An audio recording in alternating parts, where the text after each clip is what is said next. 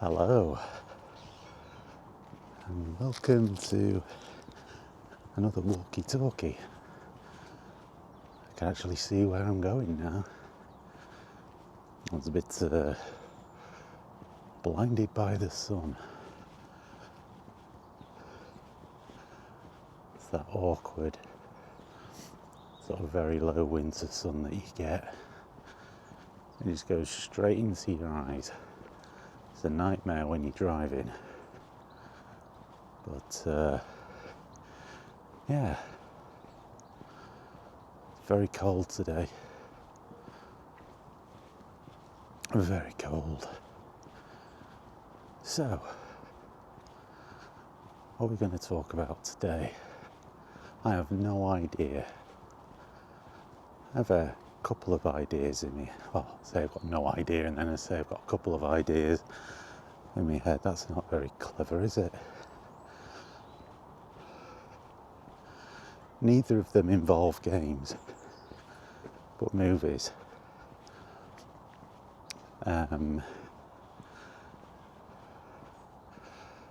One of them is going to be, or what I've got planned, is to talk about Star Wars. The original Star Wars trilogy are my three favourite films of all time.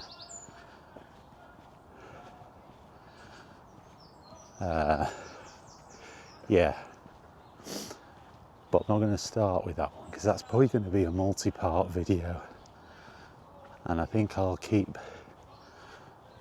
that for when I get to part 50, on my 50th video. I think I'll do a 3-parter starting with 50. I also want to talk about the Indiana Jones series as well.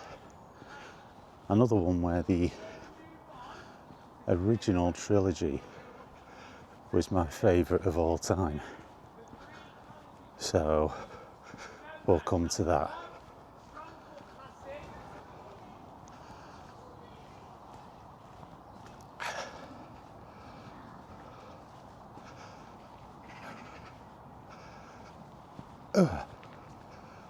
Right, but that's all in the future. God, I can't see. Literally cannot see. Alright. Yeah, those are going to be in the future. I want to plan them out and plan what I'm going to talk about properly with those ones, so they've got some kind of cohesive order, because there is a pre and post Disney element to those.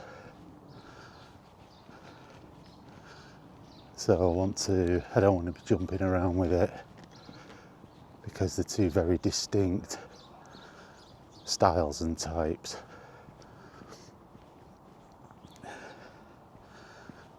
But what I will do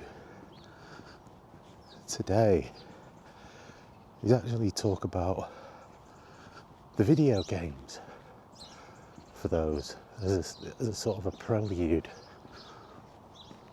because there have been quite a few, and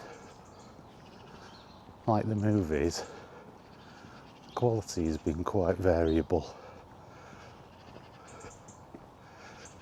But I think I'll talk about the ones that I enjoyed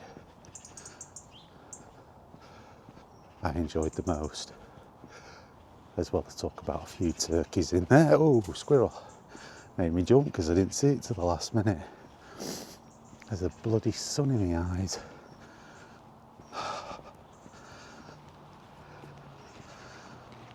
Oh. So this thing run right across in front of me. I wouldn't have been as surprised if I could have seen it.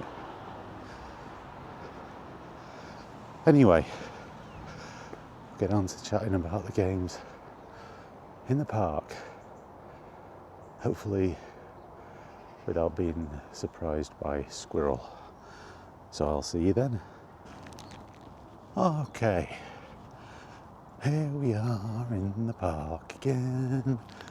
And so, what I'm going to do with this one, I'm going to kick off with the Star Wars games because I played more of them.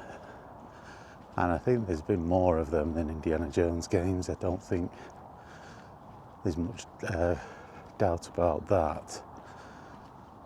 And I've certainly probably played more Star Wars games than I have Indiana Jones games, but I'm not going to discuss every single one that I've played. That wouldn't be practical. Just some that I have played that are amongst my favourites, and probably throw a couple of dodgy ones in there for the balance. But I mean, here's the thing with that. I never really tended to invest in too many games that were crap. Some I did. Some I allowed the fanboy side of me to get the better of my judgment.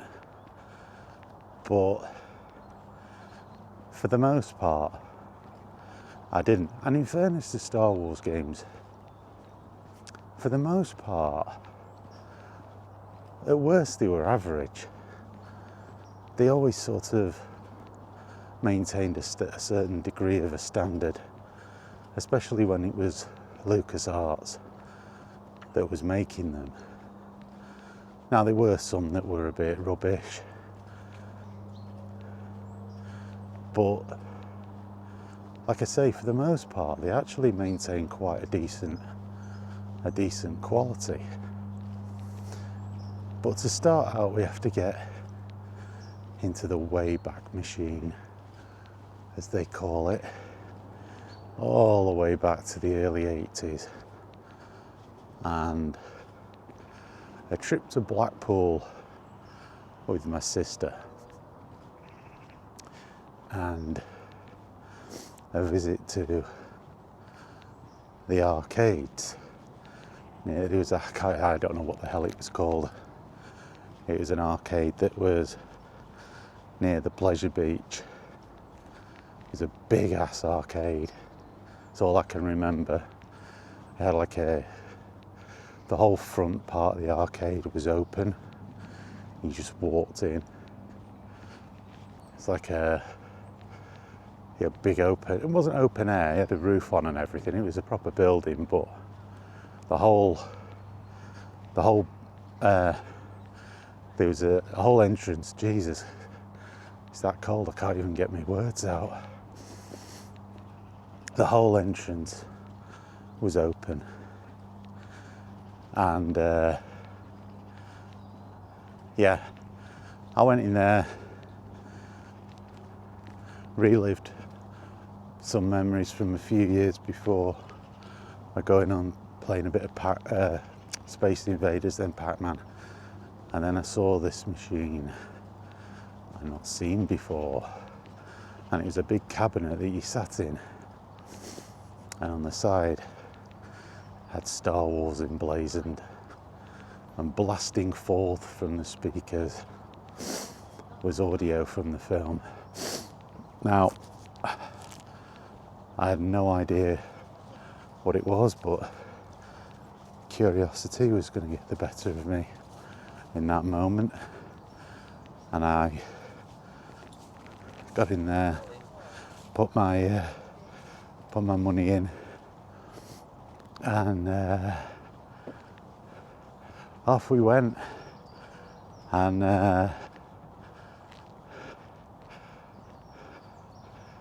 you were sat. Well, you weren't. It wasn't a real cockpit of an X-wing, but it was made up to be the cockpit of an X-wing. And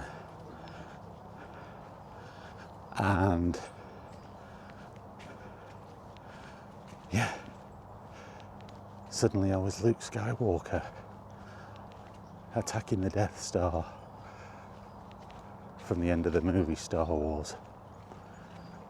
Now, it was all vector graphics. Back then that was quite high tech. And it was very immersive because it was all in 3D. You're sat in the machine, you've got the flight. It's not a flight stick, is it? It's like what the hell? How you would it was just a controller, but it was done to be like a flight thing on an X-wing, and it had like 2 sets of buttons, triggers and thumb buttons. And I always thought that the thumb buttons were to fire the proton torpedoes, but I'm not actually sure, because whenever I've played the home versions of that, you don't press another button, you just shoot at the exhaust port. Because basically, at the beginning of the game, you're fighting off the TIE fighters, and then in the first time around, once you fought off the wave of TIE fighters, you go into the trench, do the trench run, and then you have to, when you get to the end of that, because in the game you can shoot what they call fireballs at the TIE fighters, and turbo lasers are shooting fireballs at you that you can shoot. And you also have shields, which if you fail to shoot the fireballs, they whittle your shields down. Anyway, you get to the end of the trench run, and you shoot the exhaust port, and that launches your proton torpedoes, and that then will blow up the Death Star. If you miss, you have to go back around and do it all again, but your shields don't get replenished. And doing it all again means you have to fight the X-Wings again. Do you? Actually, let me think about that now. Or is that dependent on which difficulty you have it set at? Anyway, you either start the trench run again, or you have to fight the X-Wings again. It's been a while since I've played it, and I don't know whether that's relative to which difficulty setting you have it on. I don't know. Any of you know, let me know in the comments. It doesn't matter anyway. Once you've gone round it once, you go back, and then you have an extra level where you then fly along the surface of the Death Star, and you've got like the little bunkers with turbo lasers, and then you've got towers with turbo lasers on. You have to shoot the top of the towers, and it just repeats, and it gets more difficult each time. The enemies get faster, you get more fireballs being shot at you. But it was great, and all the while you've got sound excerpts from the film being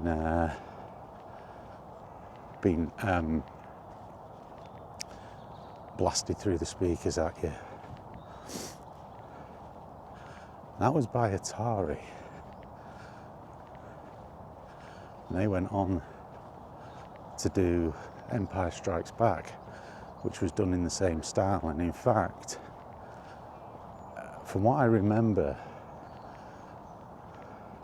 I don't know if they just swapped the board or they swapped something out on the board to turn the Star Wars arcade into the Empire Strikes Back arcade.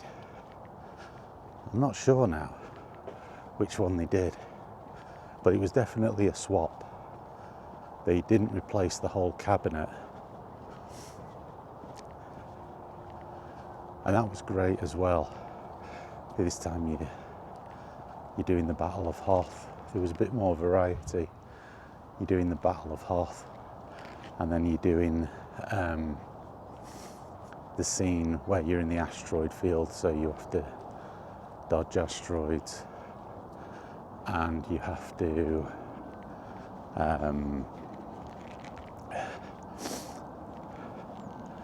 like just the usual stuff, dodge things, blow things up. It's a lot of fun. But it was a nice variety on the original Star Wars arcade.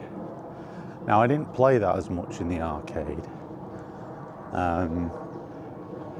The original machine tended to be the more popular, I guess. I only remember playing it a couple of times, and that wasn't a sit-in machine, it was a stand-up machine that I played them on. Whenever I come across the sit-in machine, it was always the original. And then when they did Return of the Jedi, they completely changed. They ditched the vectors and they went with, I guess, sprites, pixels. They completely changed it and it went to an isometric view. And so you did the speeder bike section, you did the Millennium Falcon attacking the Death Star section, and then you did a section where you were in an AT-ST. I guess you were playing in that bit as Chewie and Han when they commandeer AT-ST, and it was pretty good. It was pretty good,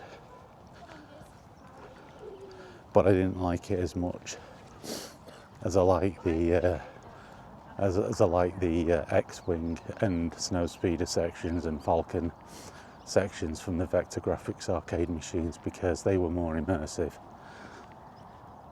I enjoyed them. They were far more immersive. The isometric view just kind of took that immersion away. And sometimes as well with the isometric view, particularly like the speeder bike section, it was like a memory test. You had to pick like a path through and avoid like the obstacles. If there was a trap that the Ewoks were setting and you're on the speeder bike, you had to pass through that trap first, because when you went through it, the trap would then activate and hit whichever was passing through second. So you could die quite easily if you tried to go through it too slow. So you couldn't take your time. It encouraged you to go fast. But it was pretty good.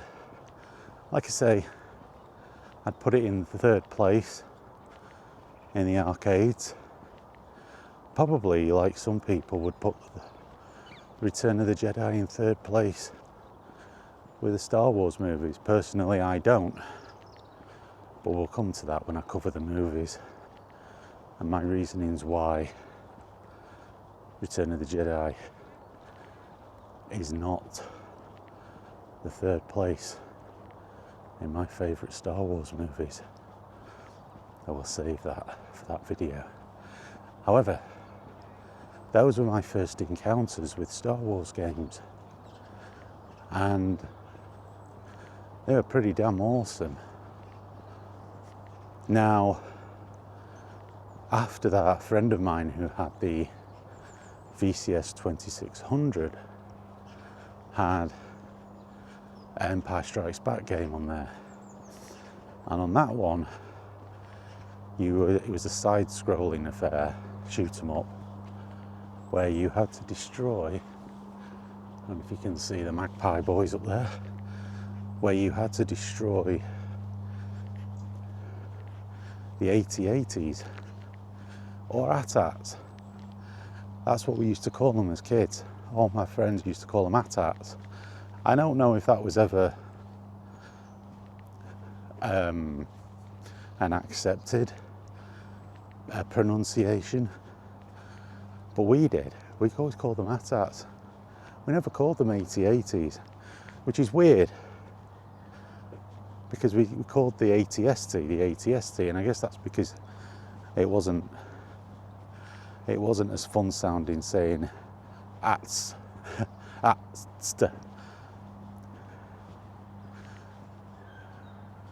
It was always ATST, but the AT-ATs were always ATATs.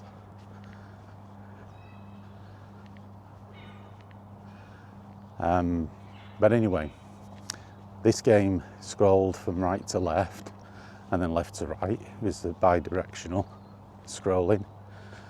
And you had to shoot at the, I'm going to just call them ATATs, the ATATs enough times and then they blow up.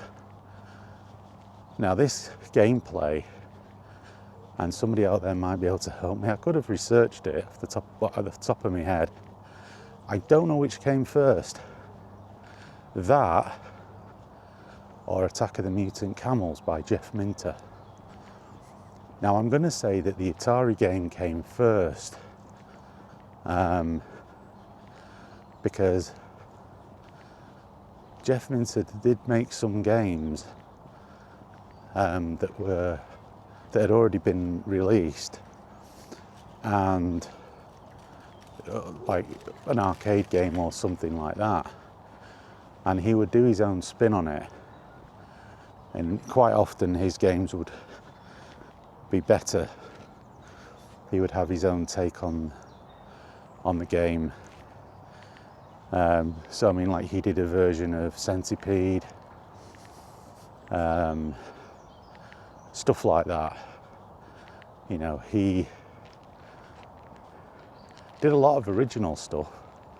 You know, he wasn't a clone merchant by any stretch, but he would do games, and he would improve what he felt he would improve. He would change things to make the games better.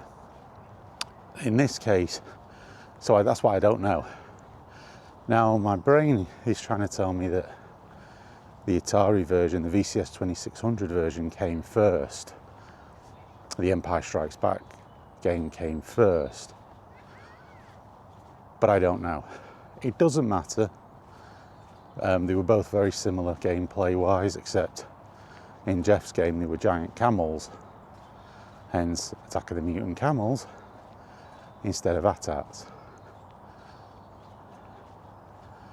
Now, going back to the Star Wars game, yeah, it was a lot of fun, but it was just that, unfortunately. I mean, if there were other things in the game, I never got far enough to come across anything else other than that section.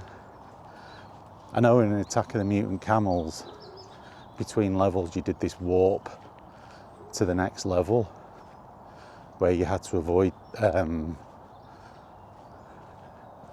like, I think it's like meteorites, or was it enemy rocket? Oh, I don't know. You had to avoid stuff anyway to get to the next level of the game. But I don't recall whether or not that was, whether it was anything like that in the Empire Strikes Back game, because like I say, I only played it, I think once or twice. The friend that I had who had the VCS 2600, he moved away, him and his family moved away. And so I only played like a handful of times. I remember playing Space Invaders on his system and Pac-Man on there, and I remember I wasn't really overly impressed. I think around that time I had the VIC-20, and I preferred this stuff on the VIC-20.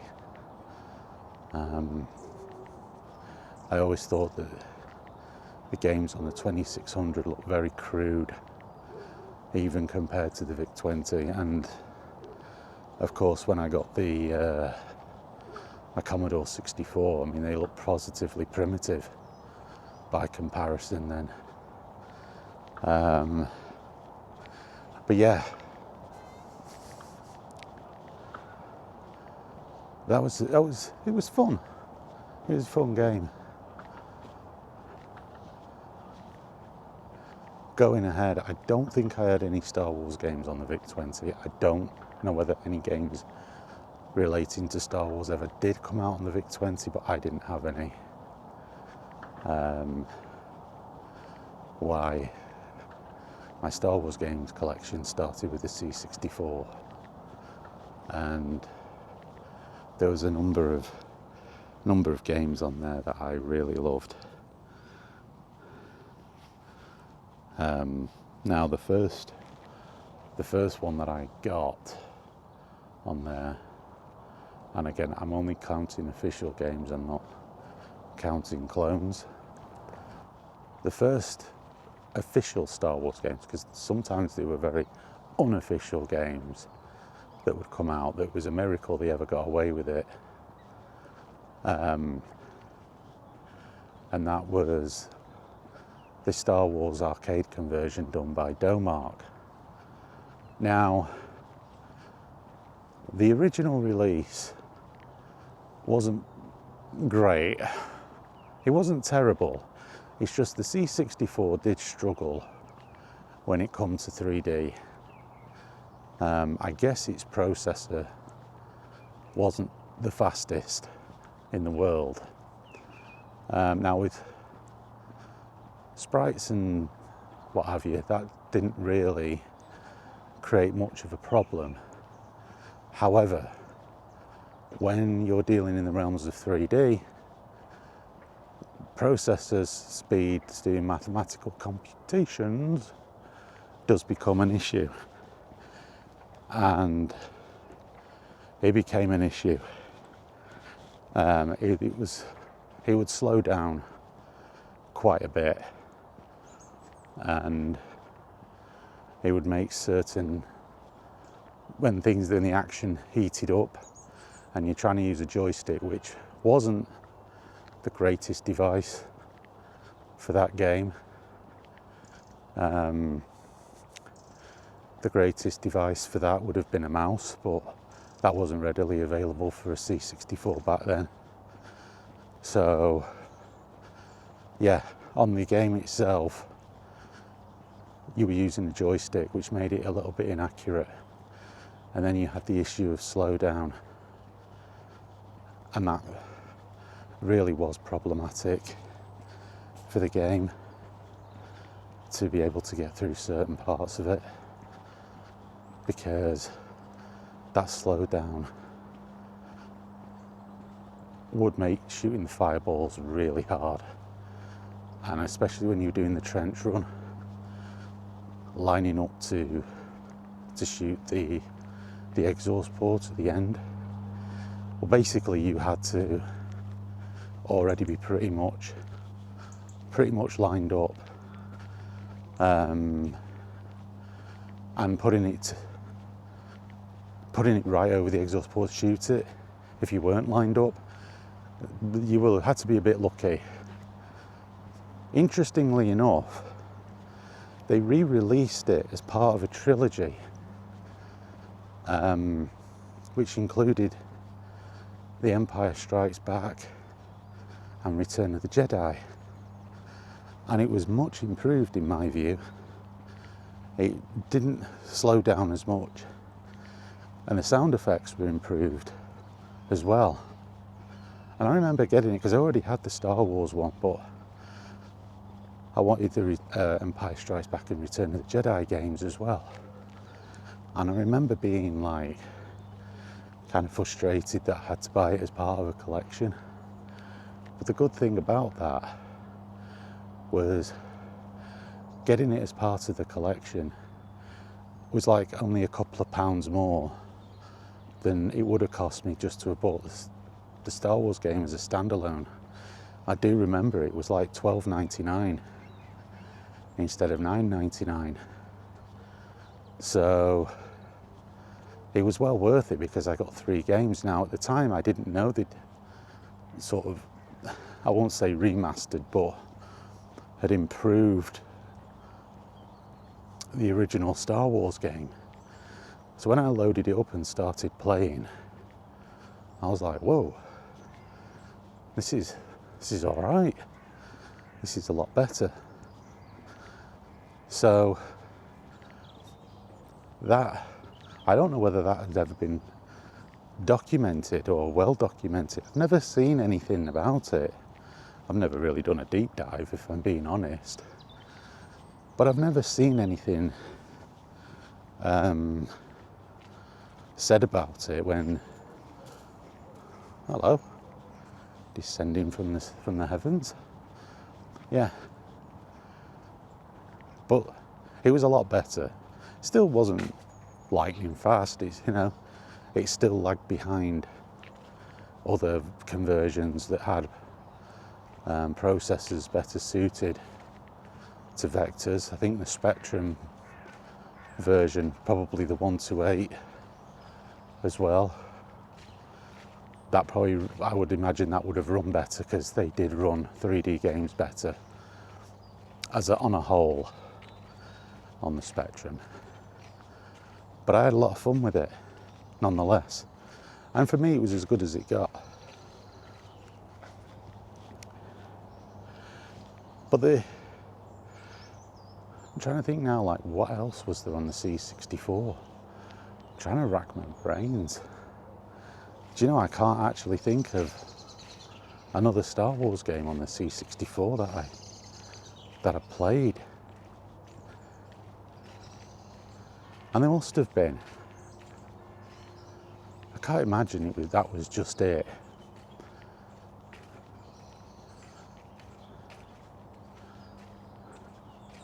But the bulk of my Star Wars gameplay actually really kicked off when I got a PC.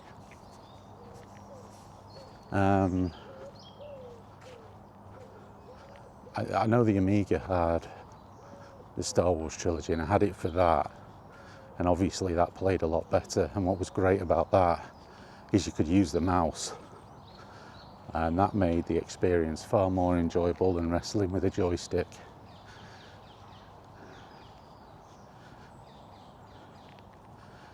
And then in my memory, I don't think I had any on the Mega Drive. Now, I didn't have the Super Nintendo, so I didn't actually get to play the Super Star Wars trilogy until years later, when I actually did get a Super Nintendo about 13 years ago. And then they released Super Star Wars on the PlayStation. They did a conversion of it, and it was good. Bloody hard, but good. I think I put a video up of it where I was laughing at the part where Luke is blowing away Jawas. You have to sort of attack a sandcrawler, and it just made me laugh, because there's the scene in the movie, obviously, where Luke and Obi-Wan find the sandcrawler with all the slaughtered Jawa, and he's like, only Imperial stormtroopers can be this accurate. And I imagine Luke's there like, doo-be-doo. Yes, Obi-Wan, of course. Only Imperial stormtroopers could be so callous as to slaughter Jawa. Where meanwhile in the Super Star Wars game, Luke is literally vaporizing Jawa after Jawa. It's back in the sort of glorious days where, you stuck a name on a game and probably did a few sprite swaps. But that was about as close as you got to accuracy to the film. But it was still a really fun game nonetheless. It was bloody hard, but great fun. But yeah, it was the PC, and it started out with the X-Wing game on there, which was incredible. And then it was the TIE Fighter game, which was like the sequel, which was brilliant because you played then on the side of the Imperials. And then they did X-Wing versus TIE Fighter. And then they did X-Wing Alliance. a few years after that, which was brilliant, where you sort of, it was back then it was about as close to being as a Han Solo simulator as you could get in the Star Wars universe. For some reason, like, they never made a Star Wars game back then where you could play as Han Solo, you know, in that type of environment, which would have been awesome. They've always sort of skirted around it, and I guess George didn't want anything to do with his principal characters coming in and messing up their universe. I'm going to go back around this way because there's a truck blocking the path, as you do.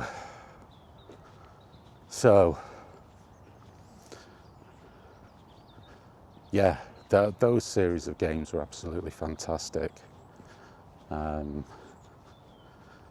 spent many hours playing them, and I've always been sad that, you know, these days we don't really get 3D space shoot 'em ups anymore, and it's sad because it would be great to play these games on a modern system.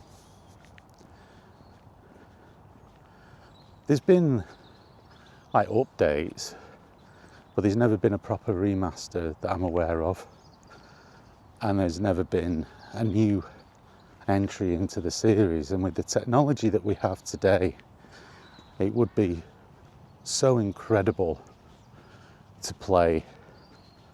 It really would.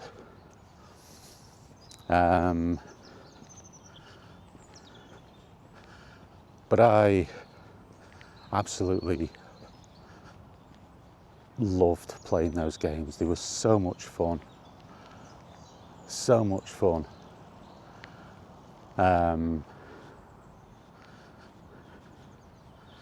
Going forward then, even more onto the PlayStation. This was like the, oh God, no, I can't do that. Holy crapperoni. I can't do that. I've got to jump off into the Dark Forces games. Dark Forces 1 and 2, Dark Forces 2, Jedi Knight. Both amazing games. Brilliant first-person shooters. Dark Forces was obviously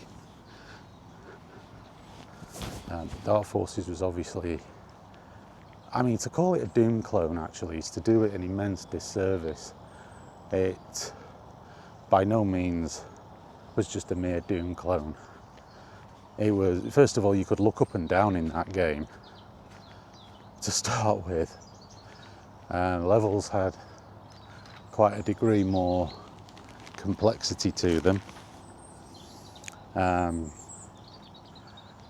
They were really, you know, they could be quite challenging. Dark Forces 2 was even better, that had 3D acceleration and full motion video cutscenes. They actually brought in actors to play certain roles. They were really good games.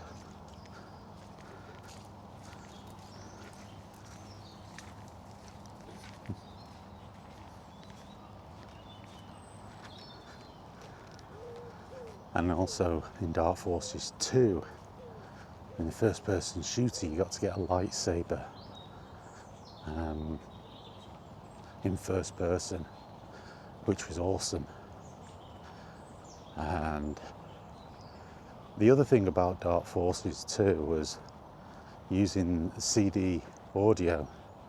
It was able to use the music directly from the films that sounded like the music from the films. The original Dark Forces, it was like MIDI. So I remember reading in a magazine for the PlayStation version of it, I thought quite unfairly branded it as panpipes music. And I was like, First of all, no, it's not. And second of all, that music was as good as it got when that game come out. You know, MIDI was pretty much the standard for PCs.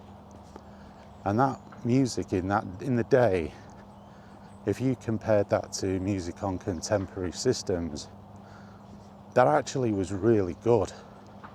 It's a really good attempt.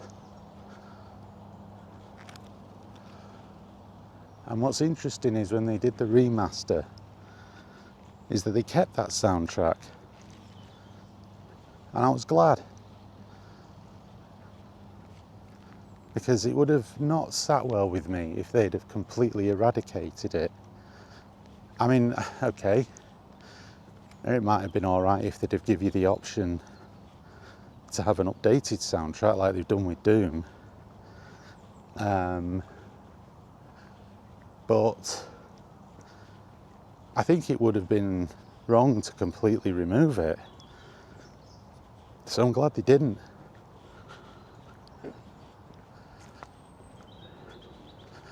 And then you got like coming in then to the place, I had to mention them. And then of course, you know, Star Wars games continue to come out on the PC. You had Jedi Knight 2, and then Jedi Academy, which were both two games that continued the Dark Forces series. Both brilliant. You can get them on console now. Well, I think they could have done a better job, let's say, with the update. I think Aspire let themselves down a bit. There are a few issues that it's a bit janky, but the PC original that was published by Activision, those two games are fantastic, and you can get them on Steam and on GOG, along with a plethora of other Star Wars games. You had the real-time strategy games as well, which are really good. There's a few of them I like playing. Again, there's that many to go through.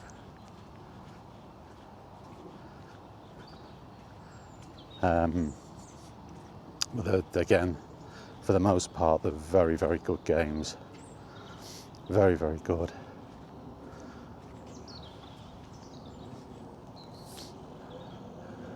And then on console, that kind of coincided with the prequel trilogy.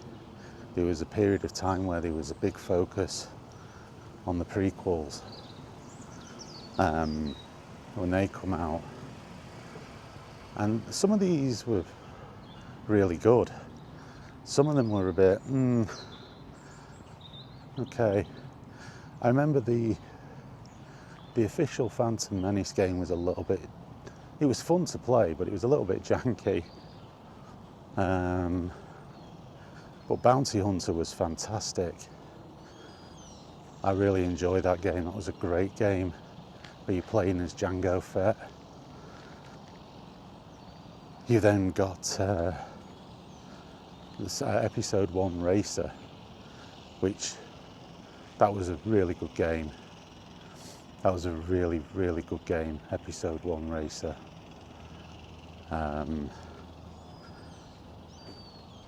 They've re-released that on modern consoles as well. Very fast-paced. Lots of variety in tracks. It was kind of funny, they took one scene, or one section of the Phantom Menace, and they built a whole racing series on it, and they even had a sequel.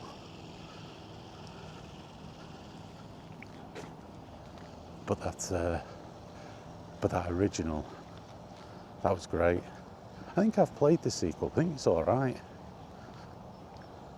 But I do remember being very impressed.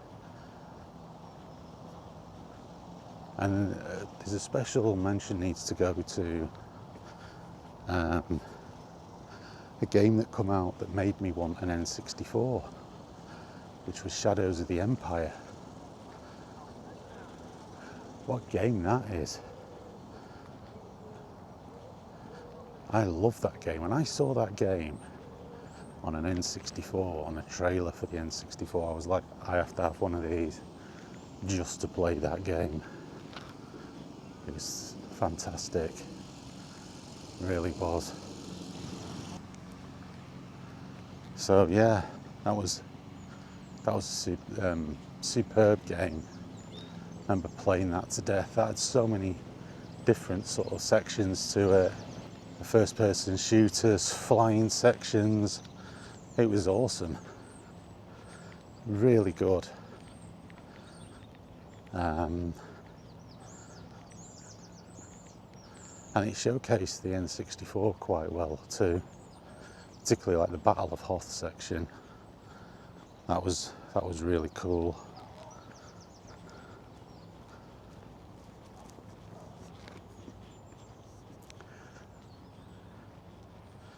And then you got your modern day. Yeah. Been a bit hit and miss. A lot more in the modern day. There's been far fewer releases, which is just part of the course in the modern era. But unfortunately, they just really haven't quite resonated with me. And I've wanted to like them, but I've actually found going back and playing the reissues of the older games have been the things that I've spent my time with. I've got Outlaws with the whole season pass and everything, got the special edition of it, and I just can't get into it. I've got quite a few hours in on Steam, but it's a game that, I don't know, it's awkward. It just feels awkward when you're playing it, and the story just, well, just, it doesn't, it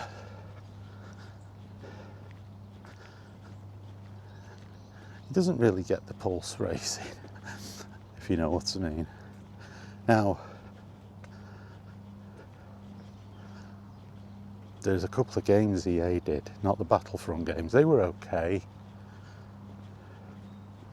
but they were obviously more focused on the multiplayer element.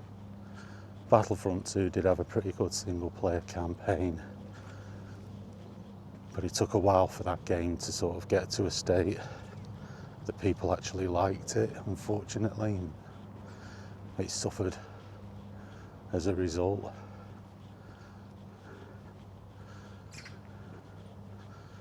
But there were two Jedi games that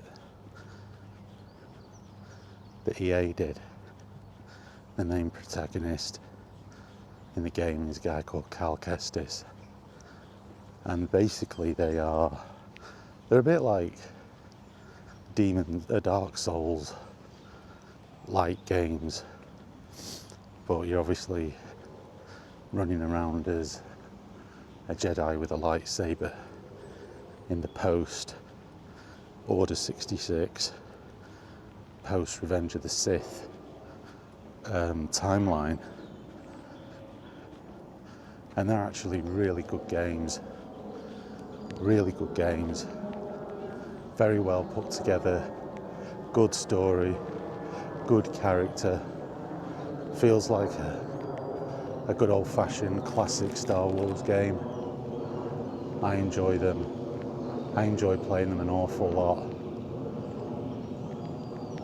I think they're really good games. Well worth getting into, and they're frequently on sale as well. So if you ever see them, and I recommend getting them over any of the new Star Wars games, to be honest with you.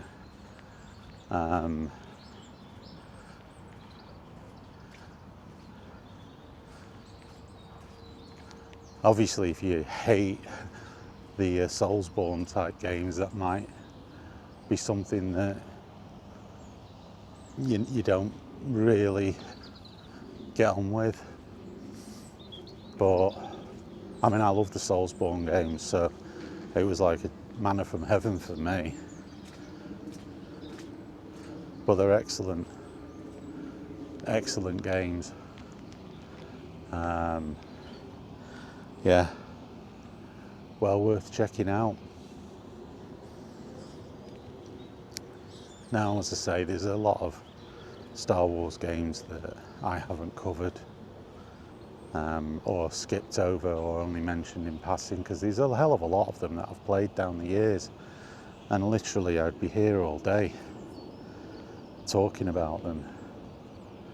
But it was just to give like a real brief, say brief, the video's probably going to be about 50 odd minutes long, but just it's not so much talk about the games, it's like, again, how I enjoyed the games and how I liked them and what have you, what they were all about.